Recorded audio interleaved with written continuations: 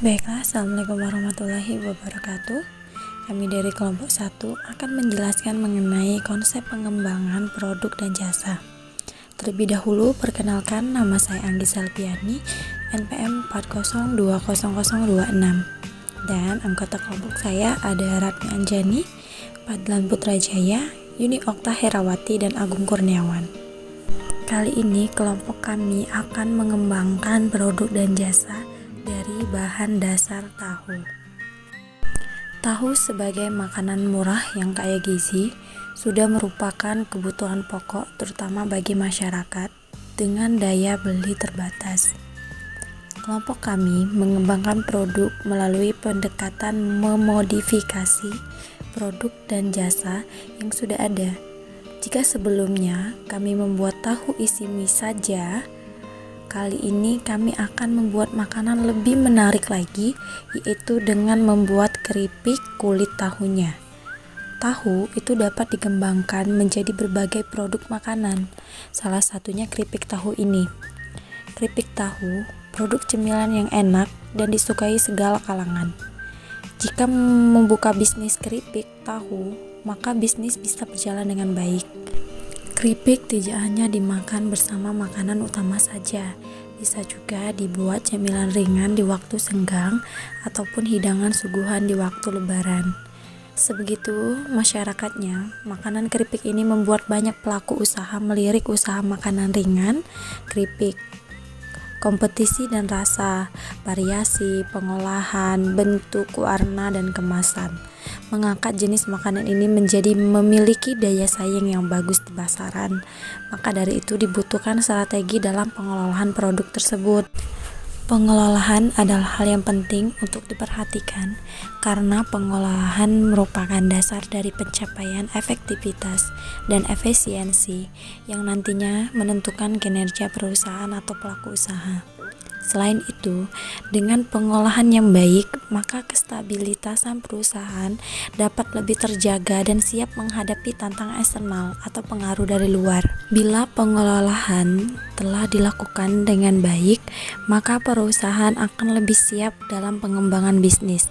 Pengembangan harus terus dilakukan karena pesaing juga terus berkembang. Sehingga bila perusahaan tidak mengembangkan bisnis yang lebih besar dan relatif lebih kuat dalam menghadapi persaingan. Tujuan dan manfaat dari tahu midot.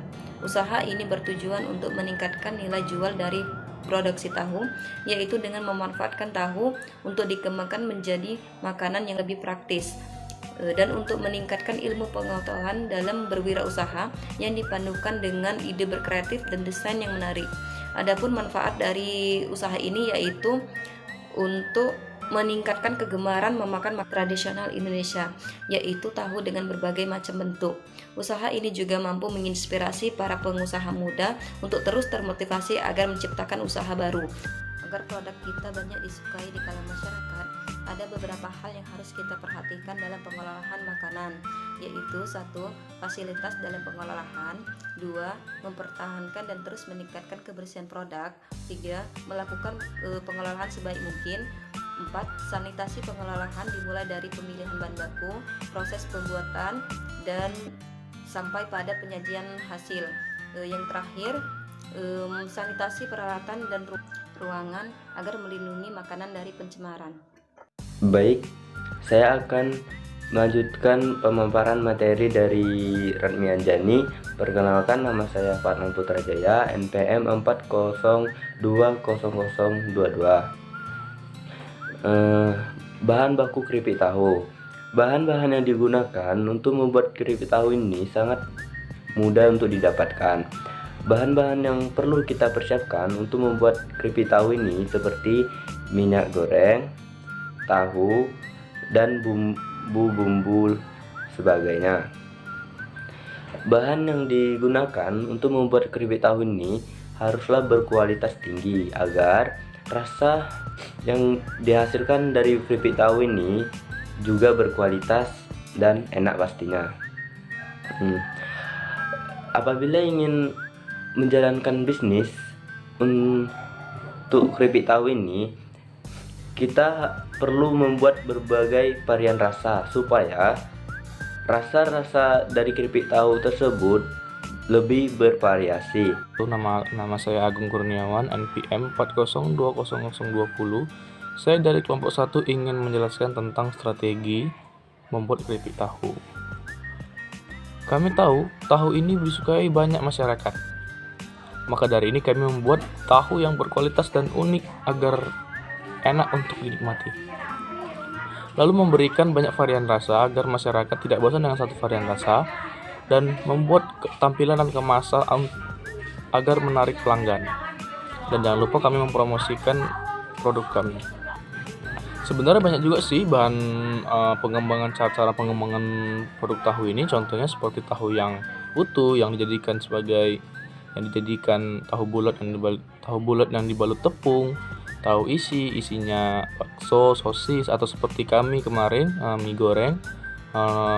Nomor 2 tahu yang dihaluskan atau diambil kulitnya yang bisa dijadikan tahu keripik tahu, nugget tahu, rebus tahu, dan terakhir tahu sebagai bahan cake.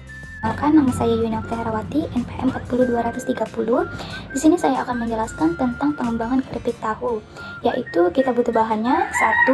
Tahu pong sebanyak 250 gram, 2. Tepung maizena sebanyak 5 sendok makan, 3. Kita butuh air putih secukupnya, serta minyak goreng secukupnya, 5. Kita butuh penyedap rasa. Kemudian kita butuh bahan yang akan dihaluskan, yaitu pertama bawang putih 6 siung, bawang merah 6 siung, gula dan garam secukupnya, serta merica bubuk. Untuk pembuatannya, pertama kita siapkan wadah dan masukkan tepung maizena dan air secukupnya, aduk hingga merata. Kemudian haluskan bahan, yaitu bawang merah, bawang putih, gula pasir, garam, dan merica. Kemudian ambil kulit tahu pong, masukkan adonan ke dalam kulit tahu pong sehingga terlumuri secara merata. Siapkan minyak panas. Ketika minyaknya sudah panas, lalu masukkan kulit tahu pong yang sudah dilumuri oleh adonan tadi. Kemudian digoreng hingga kering dan garing. Selanjutnya, apabila berubah warna menjadi kecoklatan, maka tahu pong siap diangkat. Kemudian ditaruh di atas piring dan siap dinikmati. Terima kasih. Kami berharap dari usaha ini dapat menghasilkan laba yang sangat besar dan bermanfaat ke depannya, karena produk yang kami buat ini tanpa bahan pengawet rasa dan lainnya. Beberapa alasan yang dapat kami ambil untuk mengambil produk ini: 1. Karena peluang pasar yang sangat besar. 2. Belum banyak persaingan. 3. Karena bahan dasar dari tahu banyak mengandung karbohidrat dan gizi baik untuk kesehatan. Dan terakhir, 4. Cara membuat yang mudah dan banyak diminati oleh konsumen. Baiklah, mungkin itu saja penjelasan dari kelompok kami mengenai pengembangan produk dan jasa. Semoga bermanfaat bagi kita semua dan kita sebagai generasi muda terus berpikir kreatif, inovatif, dan menjadi seorang wirausaha yang mandiri dan pekerja keras. Jangan lupa bersyukur. Salam mahasiswa, salam wirausaha. Baiklah, sekian dari kelompok kami. Jika ada kekurangan kami mohon maaf, kepada Allah kami mohon ampun. Kami akhiri